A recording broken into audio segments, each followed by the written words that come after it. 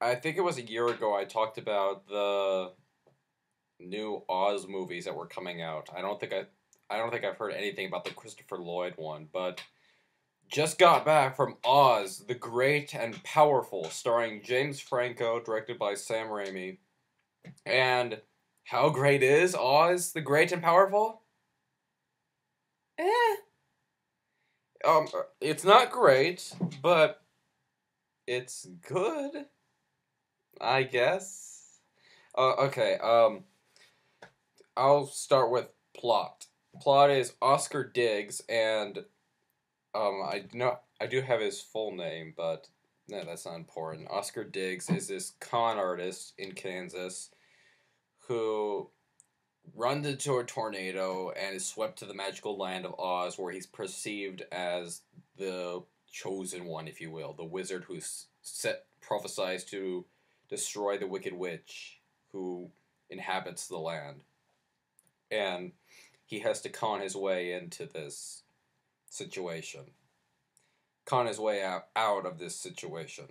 There's your plot. So, what do I like about this film? I like the opening credits. That's something you don't really see that much anymore, and it's very creative too. It reminds you of how very older films used to come out, like 1930s. Looked like when you would see a person's name, it looked like it was being it was a piece of paper on a stick or something like that. Really kind of retro look. I wrote everything down, so I'm looking off of that. I like the film ratio that they used. Yeah, it starts like I just learned about film ratio now. I think it starts off 2:3, or I'm not sure if that's how you say it.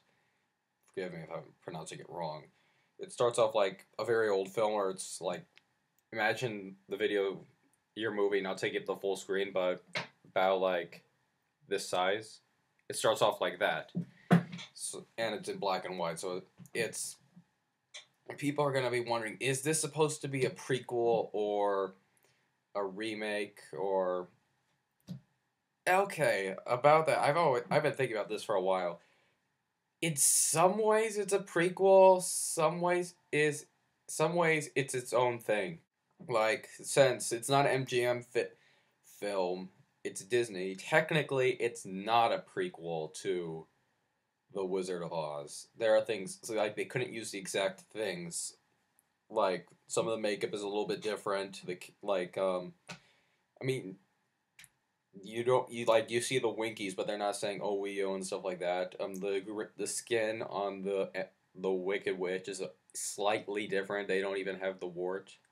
I'm told that the yellow road had to be a different yellow. Also, things like that. Very amazing things to be copyrighted on, but I digress. So I wouldn't say it's a prequel to the 1930s film. I would I would just say it's its own kind of prequel to the book. If the book had some adaptations of the if the book had some references to, it's probably just a prequel to the book. Their own interpretation of the book's prequel, even though some of it has elements of the first movie. I mean, of the movie itself. Oh my gosh, I'm sorry. I'm tired. I'm so sorry. I wanted to get all my thoughts down before I forgot. And it has some nods to the original movies, like what they did with Scarecrow, Tin Man, and Lion, and Professor Marvel, how they use them to represent certain characters in Dorothy's real life. They sort of do the same thing with James Franco's friends, the people he's met, like his buddy con artist, a little girl. I mean, his buddy con artist is also a flying monkey who's adorable, by the way. And I think might be wrong, but I think there is a girl that who's early on in the film who's in a wheelchair asks to be able to walk, and there's a China doll in the Wizard of Oz who has her legs broken. I'm pretty sure that's the same girl who was doing the voice, and Oscar Diggs' former lover returns, I'm sure, as Glinda. So there's that, and it's okay. Other references. There at the very first one I noticed, the circus that the wizard works at is called Baum's Circus, which is a direct reference to L. Frank Baum. That was pretty good. I talked about the black and white ratio. There's a scene also where you see in the background there's horses of different colors, like just a rainbow splashed not real horses probably, but a whole bunch of horses like that. The Cowardly Lion makes an appearance, and he doesn't look anything like Bert or is it Bert Lahr? I'm bad with names, but it's just a CGI lion. And there's references to the Scarecrow and Tin Man and stuff like that. And now this is where I kind of have my problems with the movie.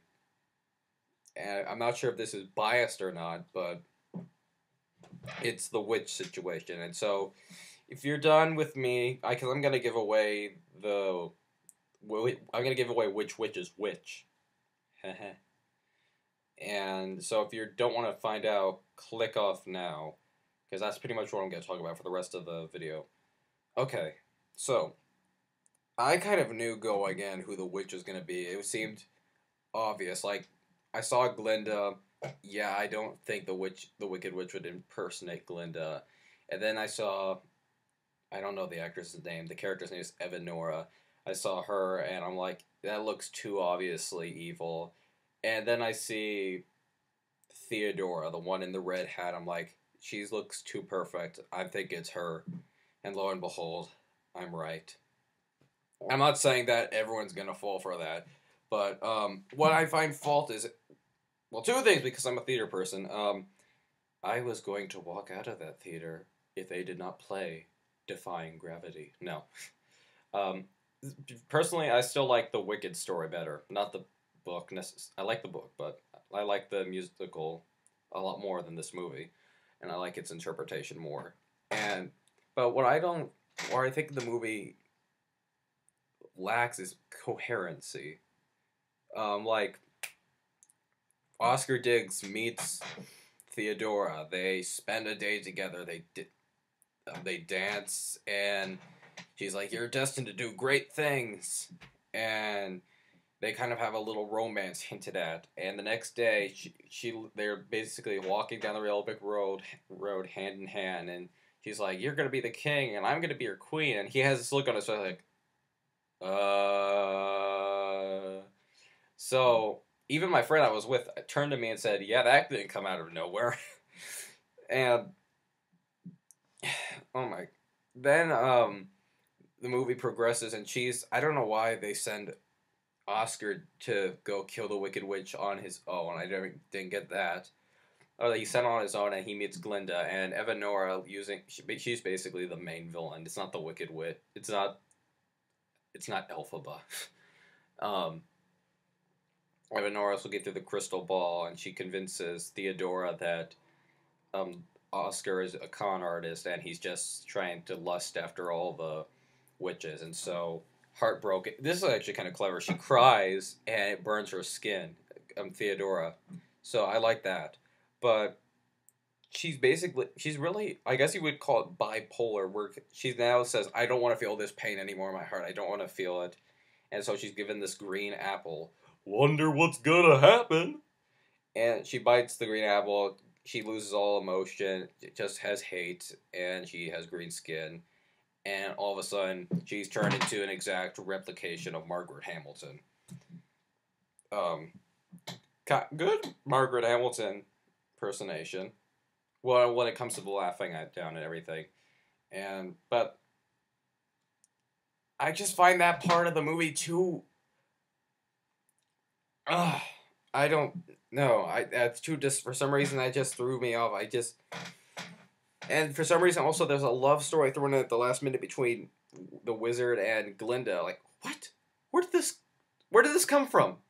And I find it very odd that in this movie, Theodora and Oz were, I guess you would say, lovers at one point, because they do kiss in this version. But in the Wicked version, Oz is Elphaba's father.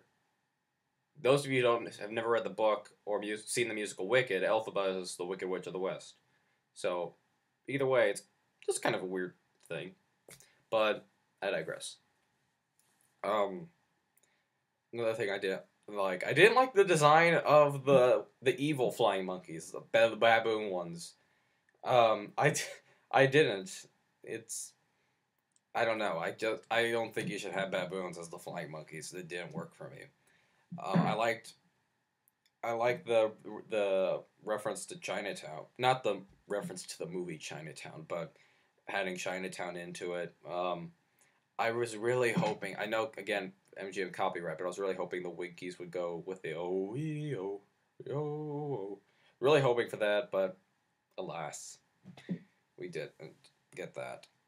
Overall, oh, and then another reference.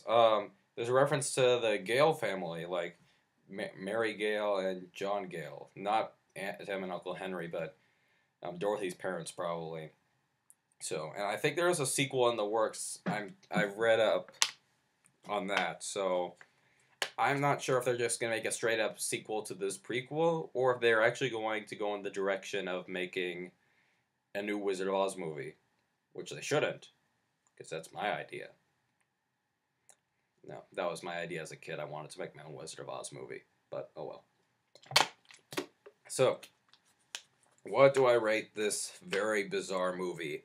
As happy as I am to see an Oz film, and I've been wanting to see one on the big screen for a while, and I'm happy with Wicked. I was satisfied with that, but sadly, this isn't really great and powerful. It's good. 6.5 to 7 out of 10. That's what I give it. A 6.5 to 7 out of 10. I can't decide. Um, Remy did a decent job. Danny Elfman's music is good. James Franco and the others do a good job acting. Very impressive effects. I could tell this was real. I didn't see it in 3D, but it looked. I guess it was looked pretty good in 3D because the visuals kept popping up at the screen. So those are my thoughts. Take them for what it's worth, and tell me what you think of the movie. I'm dying to hear. All right, this is OMM signing out.